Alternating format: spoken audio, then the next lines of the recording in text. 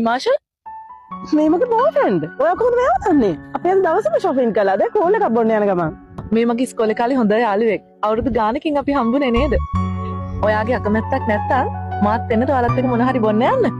මාත් මේ මොන හරි කෝල් එකක් බොන්න කියලා බැලුවේ. ඉතින් ඔයාලා මැරි කළා දින්නේ? නෑ. අපි තාම මාස 6කින් විතර වෙඩින් එක ගන්න. ඔය දෙන යාළුවෙලා කොච්චර විතර කාලෙද? අවුරුද්දක් විතර වෙනවා. ඔයා මැරි කරලාද? මම නම් මැරි කරලා ඉන්නේ. හැබැයි මම ළඟදීම ඩිවෝස් එක ෆයිල් කරන්න යන්නේ. ඒ මොකද? මගේ හස්බන්ඩ් වෙන affair එකක් තියෙනවානේ. ඔයාට හොඳටම විශ්වාසයද? නැතුව මම මගේ ඇස් දෙකෙන්ම දැක්කා. කසාද බඳලා හොර ගෑනුත් තියාගන්න. මට නම් පෙන්නන්න බෑ ඔය වගේ මිනිස්සු. ඔයා ඩිවෝස් එකක් ෆයිල් කරන්න. හොඳ වන්දියකුත් ගන්න.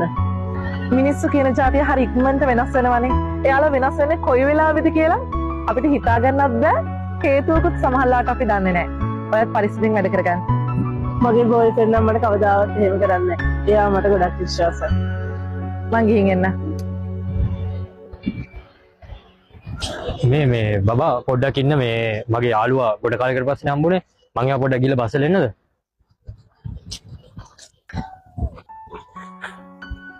අනේ බබා මේ අහන්නකෝ මට ඔය එකේ ගෑනුන්ගේ වැඩක් නැහැ. මං කොහොමත් ඒක නිකන් කරේ. අනේ මාව ඩිවෝස් කරන්න එපා. මේ පළවෙනි පාර නෙමෙයි නිමාෂ. මට ඔයාට සමාව දෙන්න කියලා කොයිතරම් සමාව දෙන්නද? තුවාලයක් වුණත් සැලින් සැරේ පෑරෙනකොට කවදාවත් සුව වෙන්නේ නැහැ නේද? මගේ හිතත් ඒ වගේ දැන් පෑරිලා රිදෙන්න තියෙන අන්තිමටම ඔයා රිද්දලා තියෙන්නේ. අපි මේක මෙතනින් ඉවර කරමු. අනේ ඇත්තටම මට සමාව වෙන්න.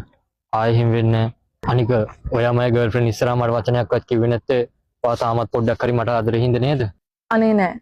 දැන් මට ඔයා ගැන කිසිම හැඟීමක් ඇති වෙන්නේ නෑ. රණ්ඩු කරගෙන දඟලගෙන බලෙන් අපි කෙනෙක්ගේ ජීවිතේ තනක් ගන්න උත්සාහ කරන්නේ මොකටද? මං ඔයාව අතහැරලා ඉවරයි. විශ්වාසය කියන්නේ හරියට වතුර වීදුරුවක් වගේ දෙයක්. ඔයා ඒක බිඳලා ඉවරයි.